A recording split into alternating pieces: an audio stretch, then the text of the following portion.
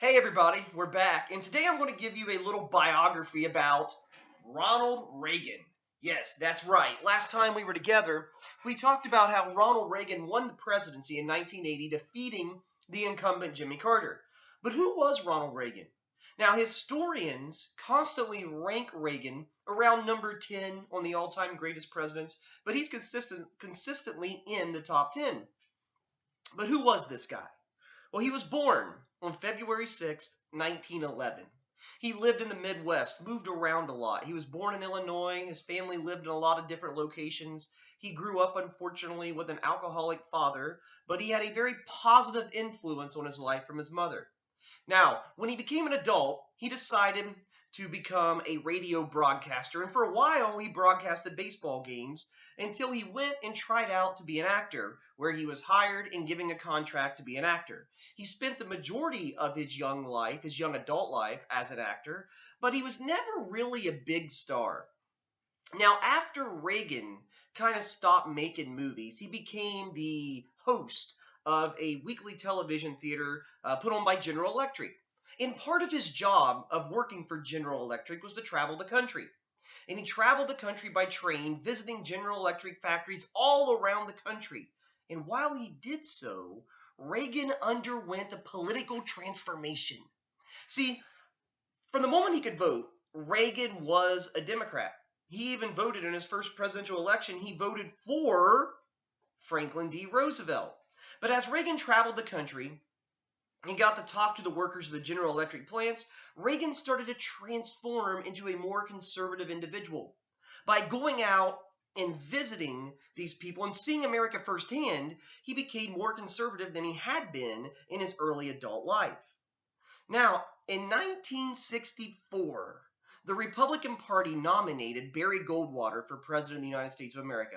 If you remember in previous lectures, Goldwater got demolished by Lyndon Johnson, but it was Ronald Reagan who stole the spotlight in 1964 for the Republican Party. Because rather than have Barry Goldwater go on TV and make an appeal to voters for himself, the Republican Party put Ronald Reagan, the actor, on TV to speak in favor of Barry Goldwater. And this speech would launch the political career of Ronald Reagan. The speech in Reagan circles, as we call it, we Reaganites, it has become known simply as the speech. But the official name of this 1964 speech for Barry Goldwater was called A Time for Choosing. And this speech was so big and so well received that Reagan was able to launch a political career from it. And starting in 1967, he would become the governor of California. And as the governor of California, Reagan implemented a lot of conservative policies that he would carry over later into his time in the White House. Now, in 1968, Reagan half-heartedly ran for the Republican nomination, obviously didn't get it. In 1976, as we talked about a few lectures ago, Reagan came up just a few votes short of becoming the Republican nominee in 1976. But as we talked in our last lecture, in 1980, Reagan secures the Republican nomination, and he thoroughly defeats Jimmy Carter in the presidential election of 1980. But there's one other significant thing about Ronald Reagan that I should mention before I let you go today. Ronald Reagan had spent his time as an actor for a short moment. He was the president of basically what you would call the Actors Union. And he spent a lot of that time combating communist influences inside of Hollywood.